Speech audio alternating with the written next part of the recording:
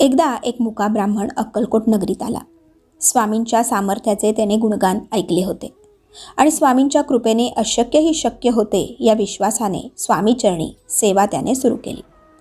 नित्यनेमाने स्वामींच्या दरबारात पडेल ती सेवा तो करी. असे जवळजवळ त्याने 12 वर्षे स्वामींची सेवा केली. आता त्या ब्राह्मणाची सेवा फळाला येण्याची वेळ आली आणि तो दिवस उजाडला. त्या दिवशी स्वामी आनंदात बसलेले होते.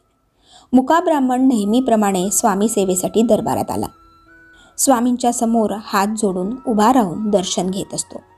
तोच स्वामींनी आपल्या मुखातून तांबूल काढला आणि त्या मुक्या ब्राह्मणाच्या हातात दिला आणि बोलले, हा विडा खा आणि आपले काम कर. स्वामी भक्त हो, मुक्या ब्राह्मणाला खूप आनंद झाला. त्याने स्वामींचा उष्टावलेला तांबूल खाल्ला आणि आश्चर्य झाले.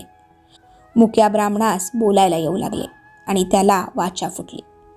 स्वामींच्या या अद्भुत सामर्थ्याचे सर्वांना आश्चर्य वाटले. तर मंडळी, या कथेचा बोध हाच की सेवा कशीही असो, फक्त निरंतरता ठेवायची. स्वामी सेवेचे फळ देतातच, हे कायम लक्षात ठेवा. धन्यवाद. श्री स्वामी समर्थ.